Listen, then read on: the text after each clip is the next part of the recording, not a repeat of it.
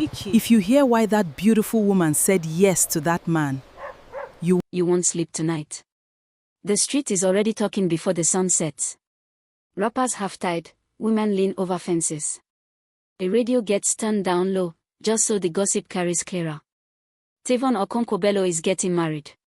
Not to just anyone, to Naria Adeyemi, the girl every man in 3 villages has prayed for and every woman has envied in silence. Nobody knows about the 2 proud old men, a bottle of palm wine, and a bed that should never have been made. They only see what's in front of them, an impossible love story, landing like rain in the dry season. Auntie Comfort adjusts her head tie at the market stall. God works in mysterious ways, she says. Her eyes say something else. Because everyone remembers Tavon. He is the richest man's son on this side of the river, and the loneliest. His shirt strained at the buttons. He wipes his forehead every few minutes and it never seems to help. Small children hold their noses and run when he passes, laughing without understanding the wound they are living. Young women greet him with a quick, "Good evening, sir," and faster feet, like his presence is a fire they don't want to catch. Even the church women find sudden business at the far end of the pew. He has tried. New cologne, abandoned in a drawer. Diet started Monday, broken by Wednesday. A gym membership he used twice. Nothing works. Rejection has followed him so long it has learned his name. His father, Chief Okonkwo-Bello, watches from his study window one evening, a man who has buried 3 wives and built an empire, and still nothing prepared him for watching his only son eat dinner alone, every single night.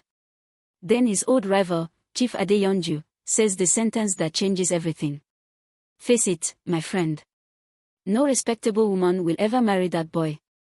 The ceiling fan seems to slow. Chief Okonkwo-Bello sets down his glass, carefully, the way a man sets down something he's about to break on purpose. Is that so? Adeyonju laughs, already forgetting his own cruelty. I'll put money on it. Find one woman who says yes to him, and I'll eat my words in front of the whole church. Silence.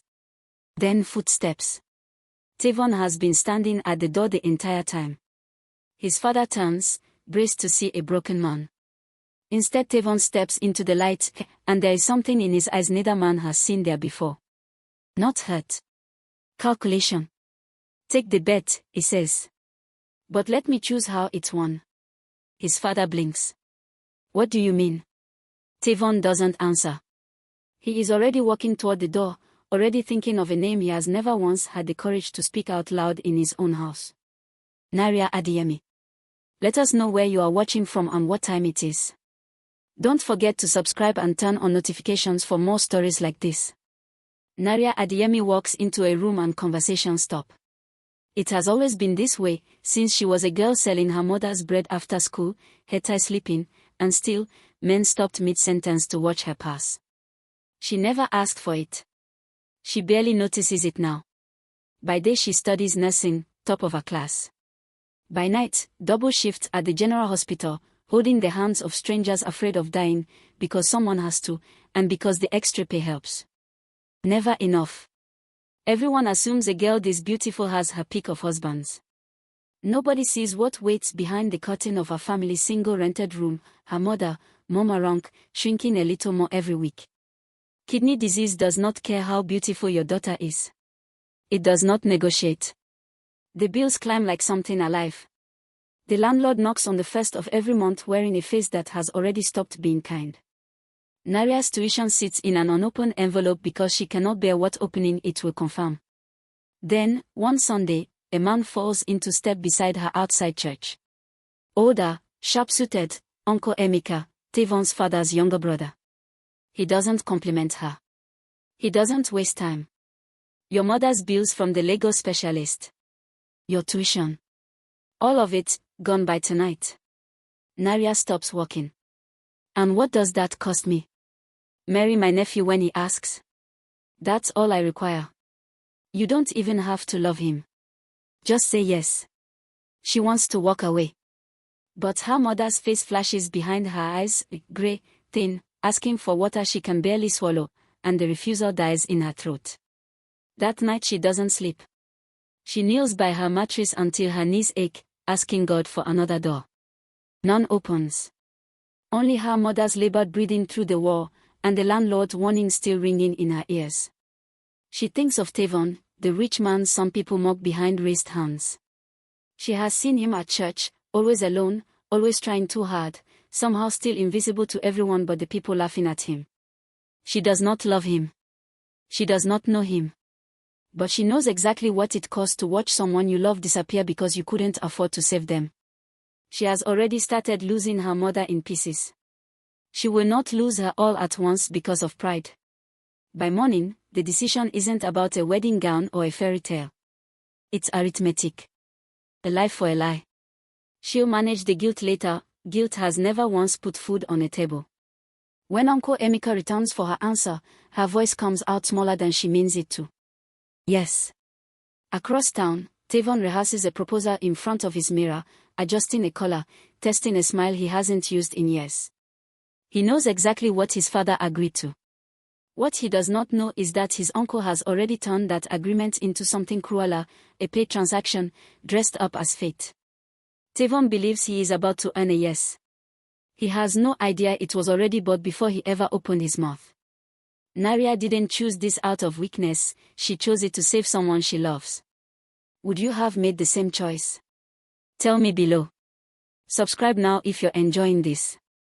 The proposal happens under the flame tree, right after Sunday service. Tavon's hands shake so badly he nearly drops the ring box twice. When he kneels, the whole churchyard gasps as one body. Yes, Naria says, and the crowd erupts. Tavon laughs, loud, unguarded, a sound that comes from somewhere he thought had sealed shut years ago. For the first time in his life, someone has chosen him. Not out of pity. Chosen. Naria smiles back. If anyone looked closely, they'd see it doesn't quite reach her eyes. Nobody looks closely at a girl that beautiful. They only see the fairy tale. Borrowed hope, she tells herself. Play the part. Save your mother. Sort out the rest later. But later keeps getting closer. Tavon is patient in ways she didn't prepare for. He drives her to shift without being asked. He waits outside during exams with a flask of tea, no sugar, because he noticed and never asked. He never pressures her for anything she isn't ready to give.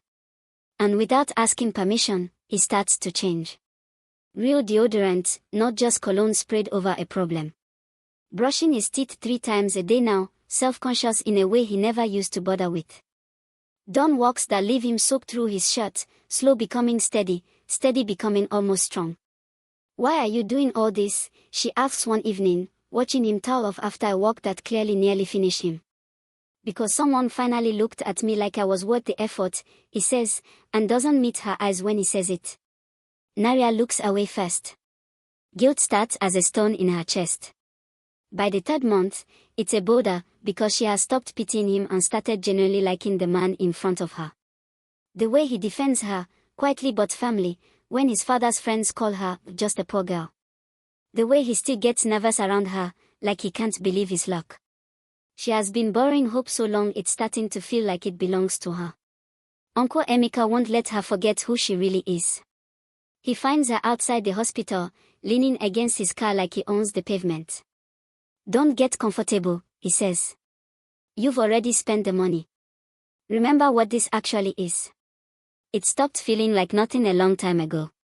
He laughs, short and cold. Feelings don't erase a debt, my dear. Ask your mother's hospital.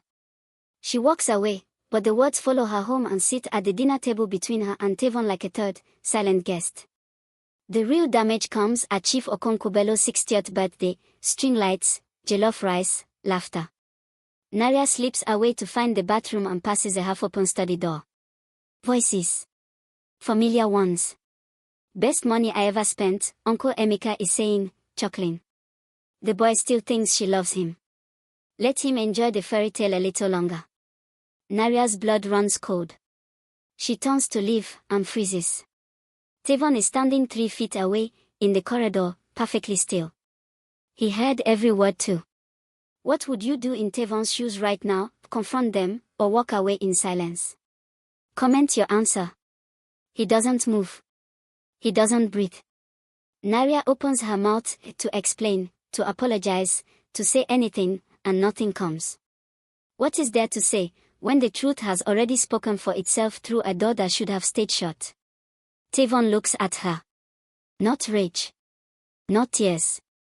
Something quieter and far more dangerous, the look of a man doing math in his head. He turns and walks back into his father's party. Smiles at relatives. Laughs at a joke. Toasts his father's 60th year. Nobody notices anything wrong. Nobody except Naria, who watches him from across the room all night, waiting for the break that never comes. For 9 days, he behaves exactly as before. Drives her to her shift. Asks about her exams. Naria almost convinces herself the moment never happened. Silence like that doesn't forgive. It plans. On the 10th morning, the gate hangs open, swinging in the wind. His room is bare, wardrobe emptied, bed made with military precision, like a man erasing every trace of himself on purpose. No note. Just one thing left behind, deliberately, on the desk, the folder of receipts Uncle Emeka gave Naria's mother's hospital, every payment documented in his uncle's own handwriting. He wants her to see exactly what she was worth to them. And exactly what it will now cost her to walk away from it. Chief Okonkwo searches everywhere. Calls in every favor. Nothing. His son has vanished like smoke. Naria does something nobody expects. She doesn't chase him. She goes to Uncle Emeka's office, sets the folder of receipts on his desk, and says 4 words, "I'm paying this back." He laughs at her. She doesn't laugh back. For 3 years, she works double shifts and takes on private nursing contracts on her days off, repaying every naira of what was spent on her mother's care, not because anyone asked her to, but because she refuses to remain a woman who was bought. If she ever finds Tavon again, she wants to stand in front of him owning nothing but the truth. Rumors fill the gap where Tavon used to be. Some say shame drove him out. Some say Naria's secrets broke him. Auntie Comfort insists he join a cult up north.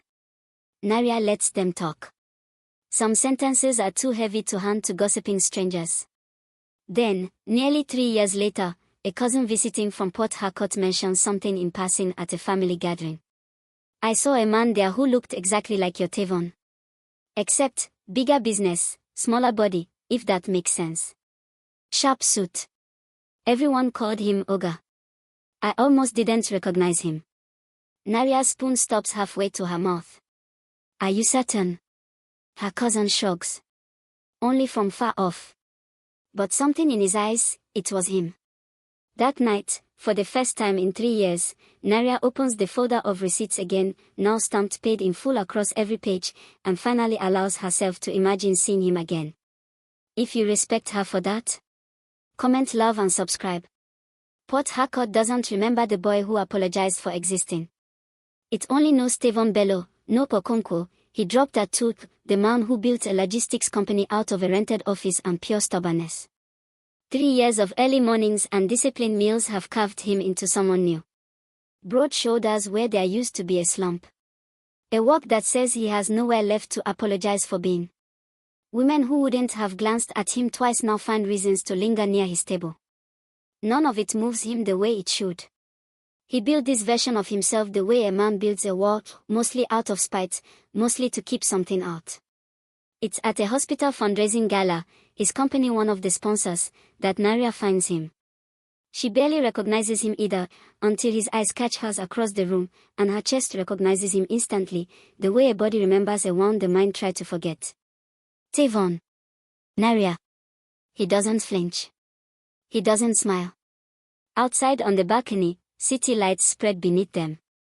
She doesn't start with an apology, she starts with the folder. "Before you say anything," she says, placing it in his hands, "I need you to see this first." He opens it. Every payment. Every naira your uncle spent, repaid, stamped, dated, 3 years of double shifts documented like evidence in a trial she conducted against herself. He stares at it for a long time.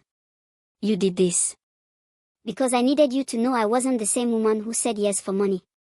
Whatever you decide tonight, I wanted to stop owing anyone anything before I said it." She takes a breath. "I fell in love with you, Tavon. Somewhere between the tea with no sugar and you learning to defend me instead of just watching people insult me. It stopped being about the money long before you found out. I just never got the chance to prove it, until now. Tavon closes the folder slowly. I believe you, he says. I even believe it became real. His voice stays level, but something moves behind his eyes. Do you know what it did to me, though? To finally believe someone chose me, and then find out I was purchased, like furniture nobody else wanted, marked down for clearance. Tavon. I forgive you, he says, and means it. But forgiveness isn't the same as forgetting what it felt like to hear my own uncle laughing about it in the next room. So that's it. 3 years, a debt repaid, and it still isn't enough. Something almost gentle crosses his face. It's not about enough. It's about what I'd be walking back into. I can't build a home where the foundation still remembers being pity. He pauses. But I need you to hear this too, that pity, as much as it broke me, is also the reason I stopped needing anyone's permission to matter. You gave me that, even by accident. He touches her hand once, not a promise, a goodbye, and walks back into the gala. Naria stays on the balcony a long time, holding a folder marked paid in full that, for the first time, doesn't feel like it settled anything at all. Do you think Tavon made the right call, or was pride talking louder than love this time? Comment yes if he should have stayed, and no if he was right to walk. Don't forget to subscribe. Chief Okonkwo grows old carrying a weight he never expected, not wealth, but regret. He watches other men's sons visit on Sundays, bring grandchildren to sit on their laps, and understands, too late, exactly what his pride cost him. Uncle Emeka fares worse. When the story of the bet finally surfaces in full, through the very receipts Naria once handed back to him, now circulated at a family meeting no one invited him to explain himself out of, his business partners hear about it too. Nobody wants their name near a man who turned his own nephew's loneliness into a wager. Contracts quietly dry up. Invitations stop. He ends up sitting alone at the edges of gatherings he once dominated, the same seat Tavon used to occupy, in the same silence Tavon used to carry. Auntie Comfort, older now but no less sharp-tongued, nods at the market stall. Pride built that bet, she says. And pride collected every bit of the bill. Naria finishes her nursing degree with honors and specializes in kidney care, nobody has to ask her why. She treats her patients like family, because in the way that matters most, they are. Some people think rejection breaks a person. Sometimes pity breaks them even more. If this story moved you, tell me in the comments which moments hit hardest, the receipt or the balcony. Share this with someone who needs to hear it, and subscribe for more original African stories that stay with you long after the screen goes dark.